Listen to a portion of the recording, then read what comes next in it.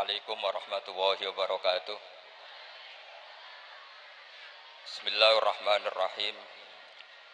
Alhamdulillahirabbil alamin wassalatu wassalamu ala asyrofil mursalin sayyidina Maulana Muhammadin wa ala alihi wa sahbihi asmain nama ba'du. Yang sangat saya hormati panjenenganipun Kyai Haji Abdul Ubab, nggih, guru kula nggih, sederek kula.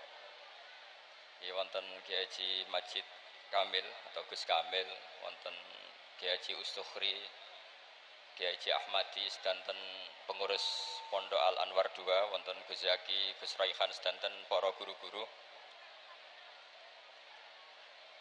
Kula diutus kalian guru kula Kyai Haji Abdul Ubab untuk memberi tausiah di acara Maulid ini.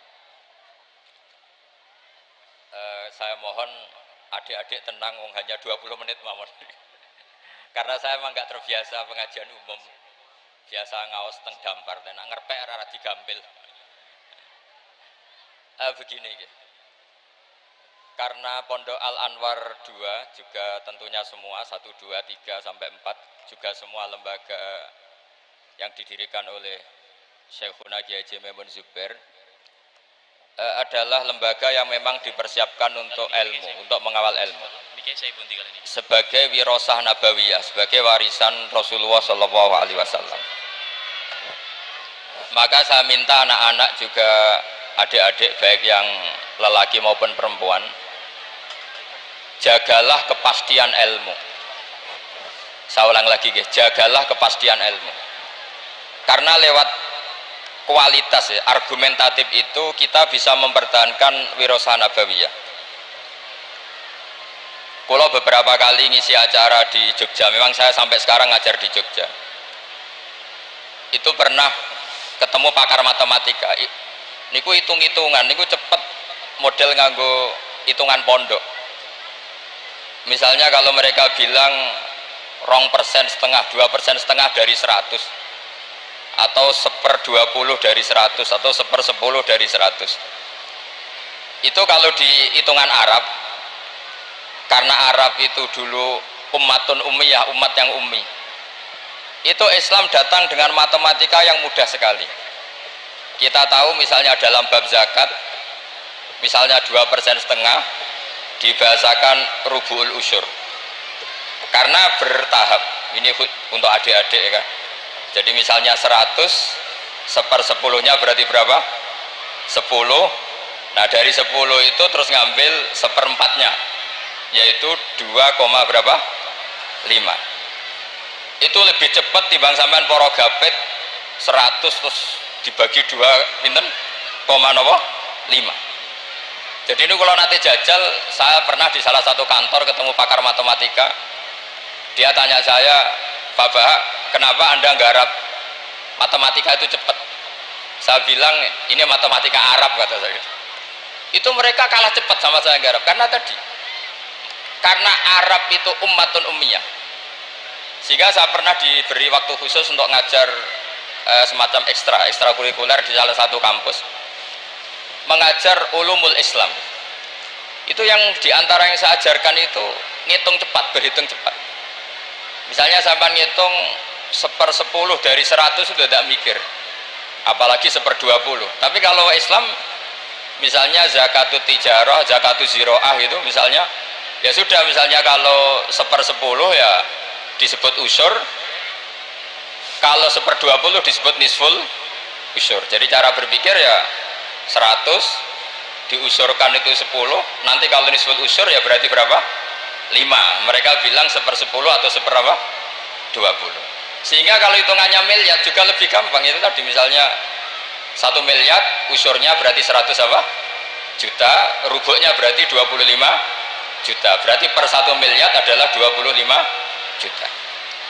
Nah ini penting saya utarakan supaya Anda bangga dengan apa yang Anda pelajari di Pondok Pesantren Sarang. Jadi pastikan semua ilmu itu al-bayyinah. Al-bayyinah itu argumentatif secara jelas.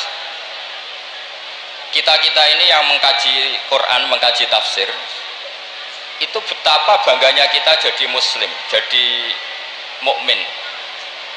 Saya beri sekian contoh. Misalnya dalam tradisi pesantren Quran itu ada istilah sakta. Dan alhamdulillah tadi saya tahu betul di sini alhamdulillah sekarang ada Gus Rokib, ada istrinya Gus Roji yang mengampu tahfidz. Saya senang sekali karena semua ini keluarga saya, dan saya sama Gus Bab itu buyut saya kandung itu Mbah Maimunah, Mbak Yunya, Mbak Bedowi. Jadi senang sekali kalau di sini juga ada tahfidz, di Pondok Anwar juga ada garwanya Gus Najib, garwanya Gus Kamil.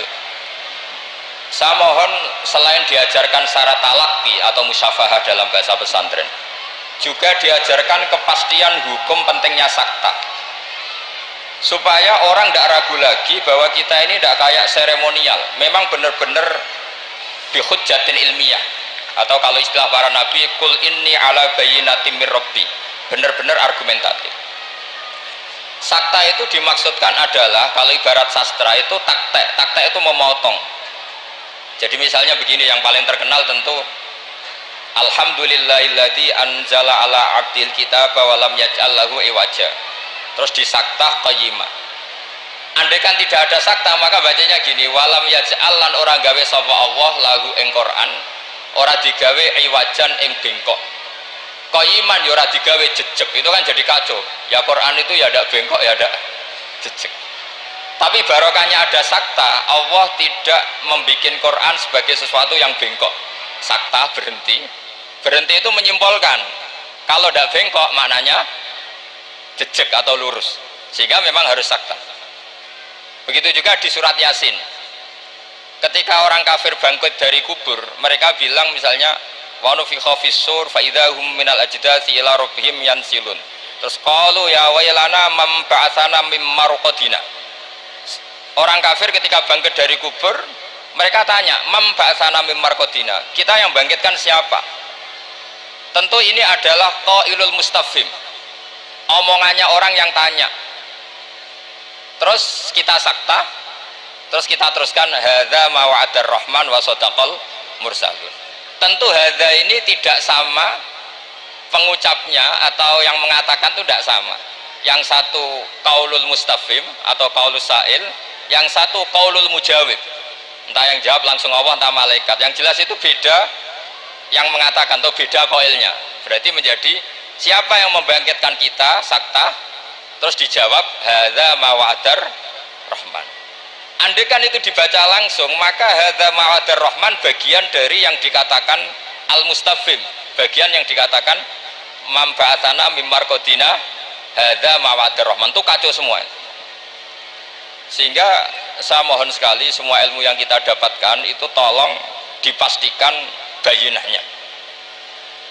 Begitu seterusnya. Dulu Syekhina Kiai Haji Maimun Zubair itu sering gojlok, yasinan kok ora wakaf, itu kata beliau. Beliau itu paling nggak seneng kalau santri yasinan gini misalnya, fala yazunka qauluhum inna na'lamu ma yusirun, itu nggak seneng sekali beliau. Karena tentu maknanya itu fala yahzunka qauluhum Muhammad, kamu jangan risau oleh apa yang mereka katakan. Kalau kamu baca langsung inna na'lamu itu jadi makaulul kaulnya kauluhum, yang mereka katakan adalah inna na'lamu ma yusirruna wa ma yu'linu. Itu tentu kacau, secara makna kacau. Yang benar adalah fala yahzunka qauluhum, kita wakaf, kamu jangan gelisah oleh apa yang mereka katakan, yaitu mereka berkomentar bahwa Rasulullah tidak nabi, Rasulullah majnun, Rasulullah sahir. Kenapa kamu gak perlu susah? Karena inna na'lamu ma yusirruna wa ma yu'linun. Jadi inna na'lamu itu tasliyatun min Allah, Allah menghibur nabinya, kamu gak usah susah Muhammad. Terus yang ketiga misalnya menyangkut maulid, atau menyangkut musofahah setelah salaman, atau wiridan setelah salaman. Itu di kota itu biasa dikritik, apa dalilnya salaman setelah sholat, apa dalilnya maulid. Anda sebagai pengikut ahli sunnah yang ala aswaja atau ala Islam Nusantara kalau bahasanya NU, saya juga sering dibully, Islam Nusantara itu apa Pak Ba? Apa terus menjadi firqah 73 menjadi 74 karena ditambah Islam apa? Nusantara. Begini loh logika Islam Nusantara itu. Di komunitas internasional itu kalau tidak Syiah itu dinamakan Sunni. Seorang lagi ya, di komunitas internasional itu kalau tidak Syiah disebut apa? Sunni. Sehingga misalnya perang Syiah Houthi sama Arab Saudi ya disebut Syiah versus apa? Sunni. Jadi Wahabi itu dalam dunia internasional disebut apa? Sunni, setidaknya dalam bahasa jurnalistik. Tapi kita dengan Sunni Wahabi itu banyak perbedaannya. Misalnya mereka anti wasilah, kita percaya apa? Wasilah. Tapi sama-sama dalam ikramus sahabah, sama-sama menghormati apa? Sahabat. Saya teruskan bayinah tadi. Sehingga orang-orang Islam kota yang Sunni Aswaja, itu mereka sering tanya, kalau setelah salam orang nyalakan HP boleh enggak? Ya boleh katanya. Orang kalau misalnya mau ke kamar mandi boleh enggak? Boleh. Orang mengambil tasnya boleh enggak? Boleh. Kenapa salaman menjadi enggak boleh? Bedanya apa dengan nyalakan apa? HP. Semenjak itu ya mereka mikir gitu. Ternyata mereka tasdid atau takalluf. Cara beragama itu takalluf, semuanya harus panduan dari Rasulullah SAW. Maka saya minta tradisi keilmuan di Pondok Sarang itu harus terjaga. Apapun pilihan ilmu itu harus ala bayinah, harus benar-benar jelas. Cara wong Jawa jelas welo-welo. Karena itu kecakapan Rasulullah SAW. Dulu saya berkali-kali cerita, dulu orang kafir itu sangat nganggep Rasulullah itu aneh karena mengajak ke satu Tuhan. Saya berkali-kali cerita logika ini, aja'alal alihata ilaha wahida inna hadza la syai'un ujab. Urusan kita banyak, problem kita banyak, kenapa Tuhannya satu itu tidak cukup Muhammad? Terus mereka sama Nabi didatangin, terus Nabi bikin argumen tandingan.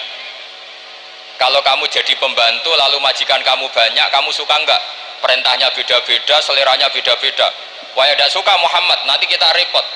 Ya sudah, Tuhanmu itu majikan kamu, kalau banyak-banyak kamu yang repot. Ya sudah, Tuhan satu aja katanya. Nah, itu namanya bayinah. Sehingga Allah mengajarkan itu secara jelas. Daraballahu mathalar rajulan fihi syuraka'u mutasyakisuna wa rajulan salamal lirrajul hal yastawiyani mathala alhamdulillah. Jadi zaman itu orang kafir pun langsung paham sampai bilang alhamdulillah. Allah membuat satu perbandingan, satu pembantu yang punya majikan banyak dengan satu pembantu yang punya majikan satu. Nasibnya baik mana? Tentu baik yang punya satu majikan.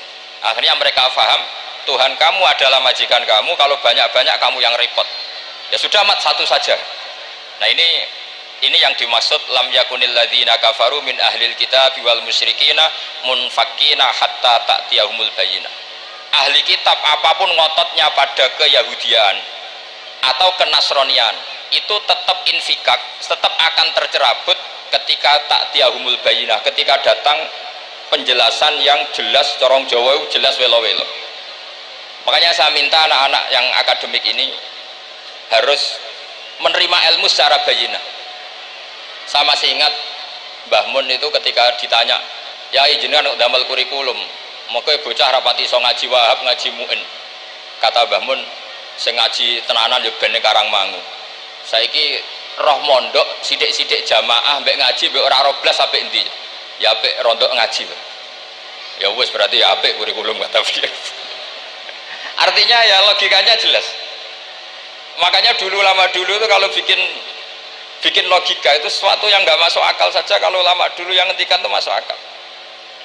Dulu Abu Yazid itu punya murid namanya Syakik Al-Balkhi. Dia orang kaya, biasa donatur pondok, biasa mendonasi pondoknya Abu Yazid. Setelah dia perjalanan dagang di satu Sahara gitu, di gurun pasir, ada burung yang patah sayapnya, patah kakinya. Ternyata tetap dapat rezeki, dikasih makan burung yang waras, yang normal. Singkat cerita, si murid tadi datang ke gurunya, Pak Guru, saya sekarang mau jadi orang zuhud, gak mau jadi orang kaya. Ternyata orang paling lemah pun, makhluk paling lemah pun dapat rezeki. Terus cerita kejadian tadi. Terus sama gurunya ditertawain.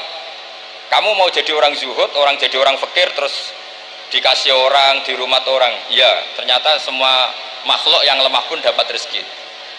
Kata gurunya itu, gojol gurunya itu, lima dala tak tabiru anta. Kenapa kamu tidak iktibar dengan bitoir, katanya dengan burung yang waras yang memberi? Pikiran kamu kok aneh ya?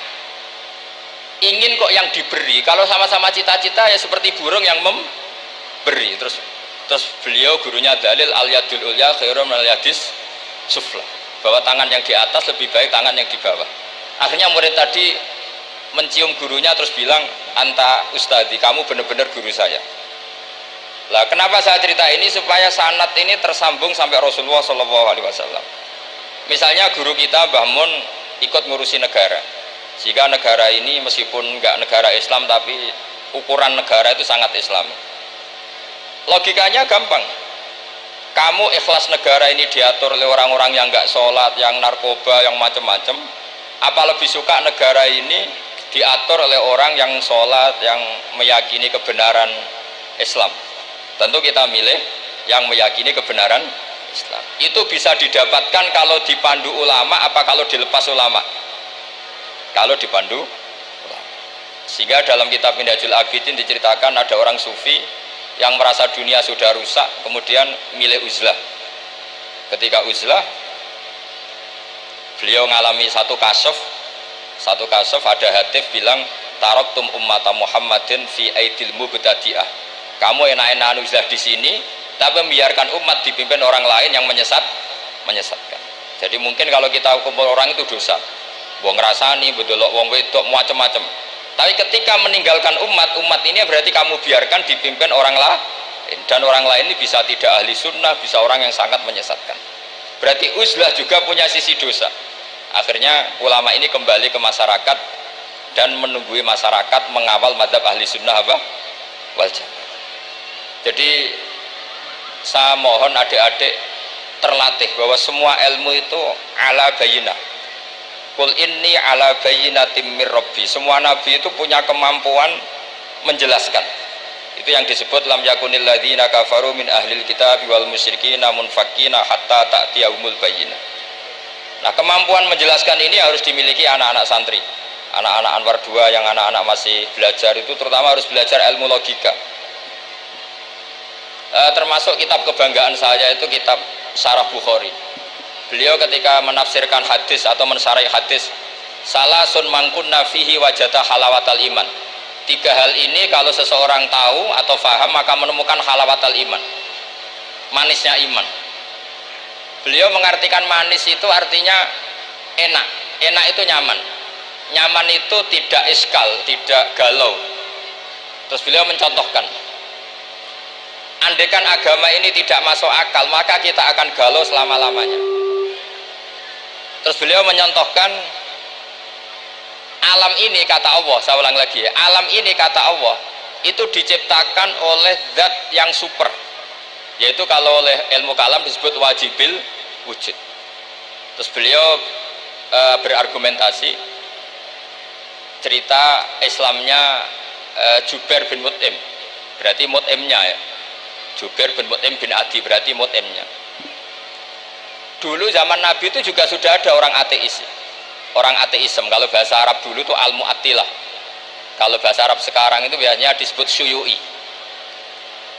Orang-orang ateis itu nggak mau mikir, pokoknya bumi ya ono, langit ya ono, sebabnya apa ya mbah pokoknya ono. Terus sama Islam diterangkan, Dalalah Mut'im ini datang ke Madinah sebagai negosiator Asra Badrin, tawanan Badar. Dalalah Rasulullah pas baca surat Wattur wa kitabim mastur fi raqim mansur. Di antara itu ada ayat am khuliqu min ghairi syai'in am humul khaliqun. Masa alam raya ini langit bumi yang maujudat. Jadi bumi ini berstatus maujudah. Kemudian maujudah ini diciptakan oleh adamiyah.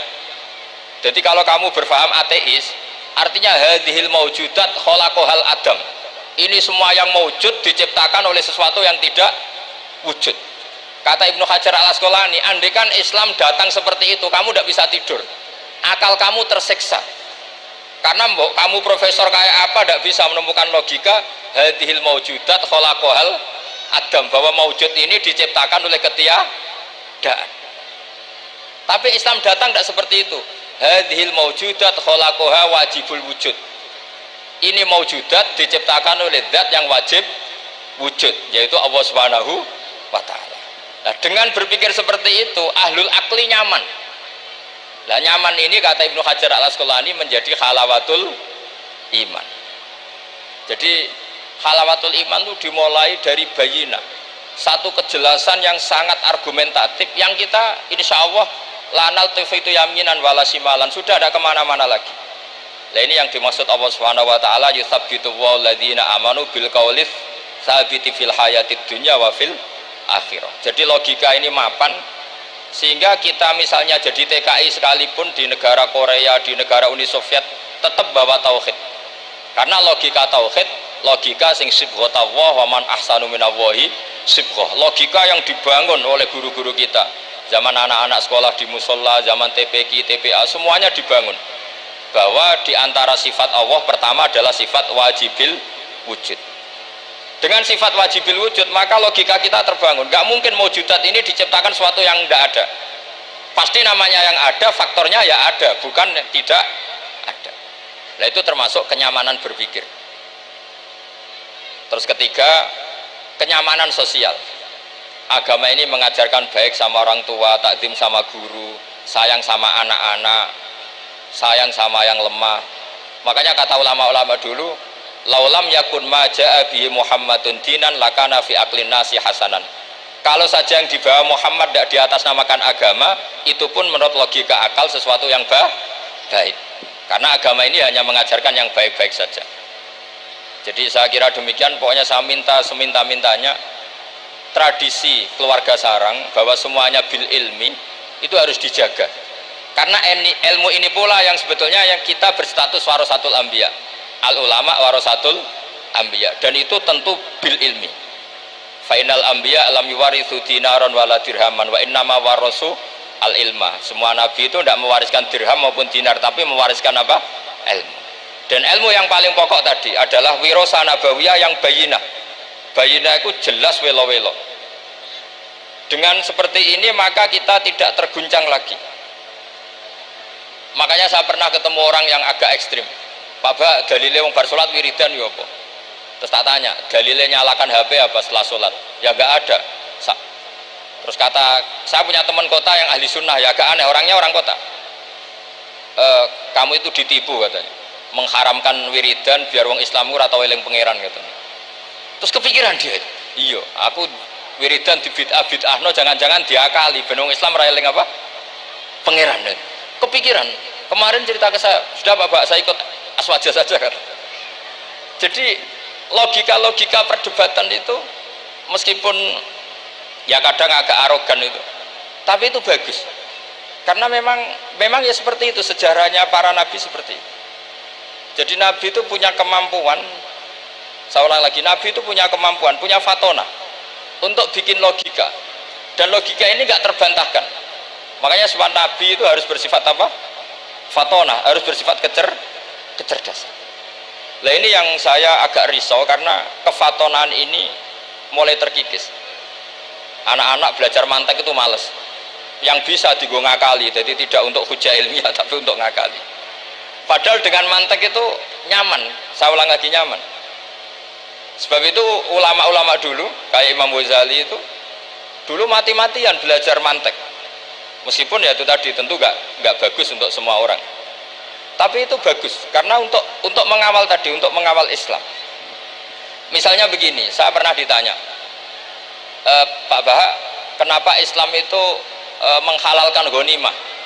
Kok Islam kayak penjahat perang gitu ya, sudah musuh kalah, hartanya diambil. Persenjataannya hartanya diambil. Terus saya tanya, andai kan ada garong ke rumah kamu, kemudian pistolnya tertinggal, apa kamu bilang monggo dipendet malih nih gadane jenengan gitu? Apa kamu sita? Gitu. Oh ya saya sita Pak, nanti dipakai garong lagi. Ya kira-kira seperti itu. Kalau orang kafir senjatanya dikembalikan akan dipakai lagi. Jadi dulu selalu harus ada analogika, ada analogi. Makanya ketika Allah watil kal amsalu nadribu linnas wa ma yaqiluha illal alimun. Semua aturan-aturan Islam itu sama Allah di analogi itu dikiaskan supaya orang bisa berpikir. Kayak orang Arab dulu itu nyembah berhala, Lata, Uzza, Hubal itu disembah, padahal dari batu yang dipahat. Dari batu yang dipahat. Terus Nabi memberi contoh itu begini. Daraba wa masalar rajulaini ahaduma abkam la yaqdiru ala syai'in wa huwa kallun ala maulah. Ainama yuwajjihu la ya'ti bi khair. Nabi bikin analogi gini, wahai para orang Arab, kalau saya punya pembantu yang buta, sudah buta, nggak bisa ngomong, abekam, bisu, mau nggak pembantu saya tak kasihkan kamu, kata. Wah ndak, Muhammad tuh merepotkan, bagaimana bisa bantu saya, dia buta, dia bisu. Terus kamu nggak mau Muhammad.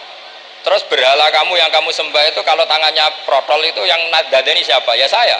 Kalau kotor yang bersihkan siapa? Saya. Terus Nabi Muhammad bilang gini, untuk jadi pembantu saja orang seperti itu kamu nggak mau, masa kamu jadikan apa tuh? Tuhan. Mau Tuhan kok ngerepoti itu. Mestinya Tuhan itu pantasnya direpoti, dimintain itu.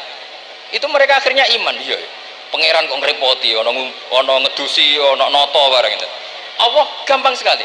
Dorobawa masalah rojula ini ahaduma abekam. Abekam itu bisu. Layak kediru ala seendak mampu melakukan apa-apa. Wahwa kalun ala maulah. Namanya bisu, tuli, itu hanya merepotkan yang punya. Ainama yuwajjihu la ya'ti bil khair. Diarahkan kemana saja tidak membawa yang positif. Akhirnya mereka iman. Makanya disebut lam yakunil ladzina kafaru min ahlil kitabi wal musyrikina munfakina hatta ta'tiyahumul bayyinah, bahwa orang-orang kafir baik berkategori ahli kitab maupun orang musyrik tidak mungkin tercerabut dari akar kemusyrikan atau akar keyahudian, kenasranian hatta ta'tiyahumul bayyinah, sehingga datang satu hujjah, satu argumentatif yang bisa mengalahkan pikiran mereka. Siapa itu? Rasulun minallah yatlu suhufam mutahharah. Nah sekarang Rasulullah sudah intakola ila rafiqil a'la, tapi punya warosah, yaitu para ulama. Dan para ulama, para habaib, para siapa sajalah yang mewarisi ilmunya Rasulullah. Dan saya mohon sekali anak-anak ini harus terbiasa akademik. Ya akademik macam-macam lah. Saya berkali-kali baca hadis sahih. Yang paling saya cintai dari hadis itu apa? Yaitu kalimat-kalimat Rasulullah. Itu memang luar biasa. Misalnya beliau ngendikan orang mukmin itu baik semua. Ajaban li amril mukmin. Terus beliau ngendikan itu ajaban li amril mukmin inna amrahu kullahu khairun. In asobathu sarra syakara fakana khairan lah. Wa in asobathu darra sabara fakana khairan lah. Terus beliau ketika ngendikan kematian, kehidupan itu optimis sekali dan dengan pandangan positif. Kata Rasulullah, anggap saja kalau kamu hidup itu ziyadatan li fi kulli khairin, potensi mendapat kebaikan. Kalau kamu mati, ya syukuri, anggap saja pengakhiran dari semua keburukan. Sehingga adat-adat kiai-kiai dulu itu kalau ada bajingan mati, orang oplosan kok mati, ya tetap bilang, saya nggih Pak niki saya. Meskipun hadirin nggak siap bilang saya. Ya saya Pak nggih. Karena mautu hadzal fasik khairun lah. Matinya orang fasik ini bagus, supaya nggak mereman lagi, nggak ngemel lagi, nggak jadi problem lagi. Jadi doa hidup dan mati itu seindah itu Rasulullah. Ya Allah, jika saya hidup, anggap saja ziyadatan li fi kulli khairin. Terus wal mauta rohatan li min kulli syarrin. Kematian adalah akhir dari segala apa? Keburukan. Saya ini termasuk kiai muda yang nggak pati takut mati. Artinya bukan karena saya yakin soleh, enggak. Misalnya kalau sampai mati, pikiran kalau Gusti ini akhir dari segala potensi keburukan saya. Artinya kagum saya bukan masalah takut dan berani, enggak. Keilmian Rasulullah Shallallahu Alaihi Wasallam. Betapa mudahnya Nabi melihat sesuatu itu positif. Hidup dianggap tadi ziyadatan lana fi kulli khairin. Kalau kematian anggap saja rohatan lana min kulli syarri. Jadi mudah sekali Rasulullah. Nah ini menurut saya kefatonahan yang harus diwaris kita semua. Ya ngoten mawon. Assalamualaikum warahmatullahi wabarakatuh.